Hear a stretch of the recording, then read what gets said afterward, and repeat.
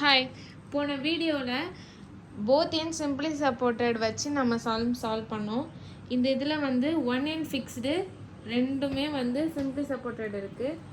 Analyse the continuous beam ABC. So ABC இருக்குது, ABC இருக்குது. அதில் ஏபியோட டிஸ்டன்ஸ் 4 மீட்டர், பிசியோட டிஸ்டன்ஸ் 6 மீட்டர். ஏ வந்து ஃபிக்ஸ்டுன்றாங்க. UDL AB carries UDL of 6 kN. ஏவும் பியும் 6 kN UDL இருக்குது. பிசியும் UDL இருக்குது, அதில் 10 kN இருக்குது.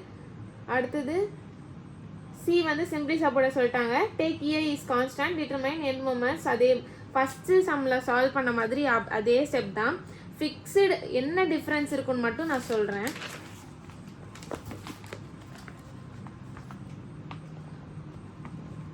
ஸோ வந்து ஸ்டெப் 1 ஃபிக்ஸ்ட் எண்ட் மொமெண்ட், அது எல்லாத்துக்குமே ஒன்று தான். யூடிஎல்ன்னும் போது இந்த ஃபார்முலா தான் யூஸ் பண்ணுவோம், ப்ளஸ்ஸு மைனஸ்ன்னு. நெக்ஸ்ட்டு ஸ்லோப் டிஃப்ளெக்ஷன் ஈக்குவேஷனில் ஃபிக்ஸ்டு இருக்கிற இடத்துல எல்லா இடத்துலையுமே 0. இப்போ ஒரு எண்டு ஃபிக்ஸ்டு, அதர் எண்டு ஃப்ரீனா ஒரு எண்டு ஃபிக்ஸ்டு இருக்கிற இடம் 0வாகவும் மீதி இருக்கிற இடத்துல எல்லாமே நம்ம டீட்டா வேல்யூ எடுத்துப்போம். ஸோ ஏன்னா ஃபிக்ஸ்டாக இருக்கிற இடத்துல நமக்கு ஸ்லோப் ஆகாது. ஸோ இந்த சிம்பிளி சப்போர்ட்டட் இருக்கிற இடத்துல தான் நமக்கு ஸ்லோப் ஏற்படும். ஸோ அதனால தான் நமக்கு ஃபிக்ஸ்டாக இருந்துச்சுன்னா ஸ்லோப் டீட்டா வேல்யூ நமக்கு 0 வரும். ரெண்டு எண்டு ஃபிக்ஸ்டாக இருந்துச்சுன்னா நமக்கு ரெண்டு இடமுமே டீட்டா வேல்யூ 0 தான். ஓகேவா? நெக்ஸ்ட்டு ஸ்லோப் டிஃப்ளெக்ஷனுக்கு அதான் ஒரு எண்டு ஃபிக்ஸ்டுன்றதுனால ஒரு டீட்டா ஏ 0 ஆகிடுச்சு, theta BC not equal to 0. So அந்த ஃபார்முலாவில் சப்ஸ்டியூட் பண்ணுறோம், எல்லாத்தையுமே கால்குலேட் பண்ணுறோம், 4 ஈக்குவேஷன் எடுக்கிறோம். ஸோ ஜாயிண்ட் அப்படின்னும் போது ஃபிக்ஸ்டுக்கு வந்து ஜாயிண்ட்டையே எடுக்கணும்னு அவசியமே கிடையாது. ஸோ ஃபிக்ஸ்டு அப்படின்றது ஒரு கண்டிஷன் ஒரு ஏலையோ இல்லை சிலையோ இருந்துச்சுன்னா ஏவும் சியும் எடுக்க வேண்டாம், இல்லை ஏல ஃபிக்ஸ்டாக இருந்துச்சுன்னா ஏ எடுக்க வேண்டாம். ஸோ எந்த இடத்துல சிம்பிளி சப்போர்ட்டட் இருக்கோ அந்த இடத்துக்கு ஜாயிண்ட் எடுத்தால் போதும். ஏ எடுத்து டைம் வேஸ்ட் பண்ணாதீங்க. ஸோ பி எடுக்கிறோம், பி எடுத்துட்டு சி எடுக்கிறோம், சி எடுக்கிறோம். நெக்ஸ்ட்டு ஸோ டீட்டா ஏ வந்து 0 சொல்லிட்டாங்க. டீட்டா பிக்கும் அன்னோன்ஸ் வந்து 2 வச்சு கால்குலேஷன் சால்வ் பண்ணணும். Theta B value theta C value கிடைக்கும்.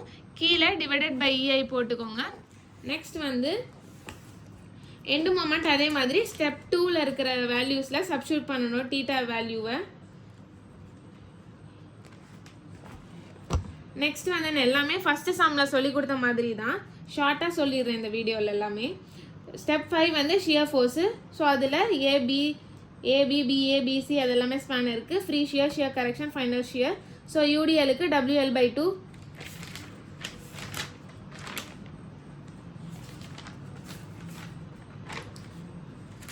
ஸோ யூடிஎலுக்கு WL/2.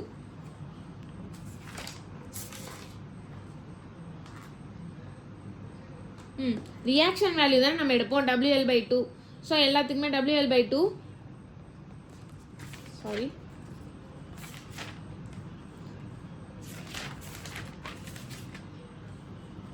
ஸோ WL/2 எடுக்கிறோம். ஷியர் கரெக்ஷன் வந்து MAB + MBA divided by L. So solve பண்ணால் நமக்கு ப்ளஸில் வந்திருக்கு. அப்போ ப்ளஸ்ஸு டேரெக்டாக ரைட் சைடில் வரும், அப்போ லெஃப்டில் வரும்போது மைனஸில் வரும். ஸோ 12ஐயும் இந்த வேல்யூவும் மைனஸ் பண்ணுறீங்க, மைனஸ் இருக்கிறதுனால மைனஸ் பண்ணுறோம், ஒரு வேல்யூ வரும். இங்கே ப்ளஸ் இருக்குது, ப்ளஸ் பண்ணுறோம், எல்லாமே பண்ணுறோம். நெக்ஸ்ட் வந்து இதோட டயக்ராம் எப்படி இருக்கும்னா, ஸோ ஷியர் ஃபோர்ஸ்க்கு ட்ரையாங்கிள் மாதிரியும் பெண்டிங் மொமெண்ட்டுக்கு பேரபோலாவும், இதுவே யூடிஎல்ன்றதுனால பேரபோலா யூஸ் பண்ணியிருக்கோம். பாயிண்ட் லோடாக இருந்தால் ட்ரையாங்கிள் மாதிரி போட்டிருப்போம். ஸோ நெக்ஸ்ட் வந்து அதான் லாஸ்ட் சம்மில் சொன்ன மாதிரி டயக்ராமில் இருக்கிற வேல்யூஸ் எல்லாமே எழுதணும். இப்போ ஷியர் ஃபோர்ஸில் கிடச்சிருக்கிற வேல்யூஸை ஷியர் ஃபோர்ஸில் எழுதுகிறோம். நெக்ஸ்ட் வந்து பெண்டிங் மொமெண்ட்டில் மேக்ஸிமம் பெண்டிங் மொமெண்ட் ஃபார்முலா யூடிஎலுக்கு சப்ஸ்டியூட் பண்ணோம், WL²/8. அது சால்வ் பண்ணால் ஒரு வேல்யூ வரும். நெக்ஸ்ட்டு எண்டு மொமெண்ட்டில் கிடைக்கிற வேல்யூஸ் வந்து நடுவில் எழுதணும். ஸோ இந்த பக்கமுமே மேக்ஸிமம் பெண்டிங் சால்வ் பண்ணணும்.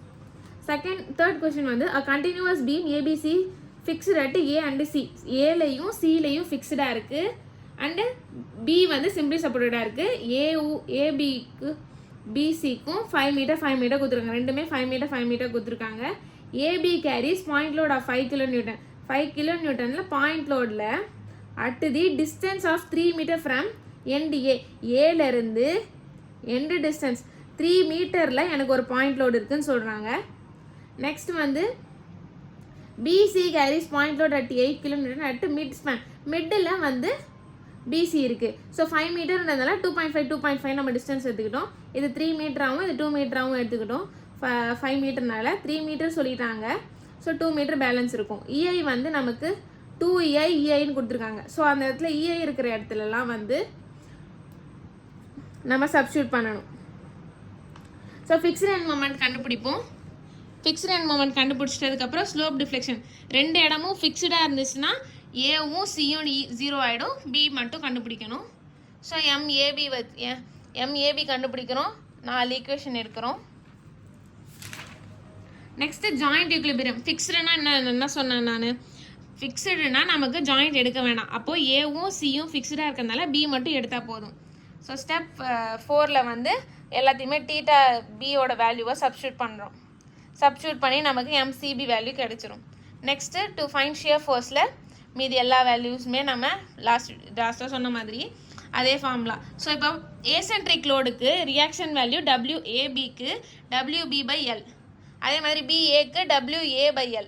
ஸோ அந்த ஃபார்முலா ரியாக்ஷனுக்கு ஒரு ஃபார்முலா ஃபஸ்ட் வீடியோவில் சொல்லியிருப்பேன். அந்த வீடியோவுக்கு ரியாக்ஷன் படி நம்ம 3 தான் நம்ம ஞாபகம் வச்சுக்கணும். நான் முன்னாடியே சொல்லியிருந்தேன், point load, UDL, eccentric load.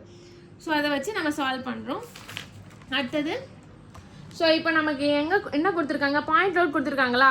So point load கொடுத்தா ஷியர் ஃபோர்ஸ் டயக்ராமும் பெண்டிங் மொமெண்ட் டயக்ராமும் மாறும். ஸோ இது பாயிண்ட் லோடு, ஏசென்ட்ரிக் பாயிண்ட் லோடு ஒன்று, பாயிண்ட் லோடு ஒன்று கொடுத்துருக்காங்க. ஏசென்ட்ரிக்குன்னும் போது கொஞ்சம் அதிகமாக இருக்கும். ஸோ ஷியர் ஃபோர்ஸ் டயக்ராமில் ஸ்கொயர் மாதிரி இருக்கும். பாயிண்ட் லோடுக்கு ஸ்கொயர் மாதிரி போட்டு இந்த ப்ளஸ்ஸு, கீழே இருக்கிறது ஸ்கொயர் மைனஸ்.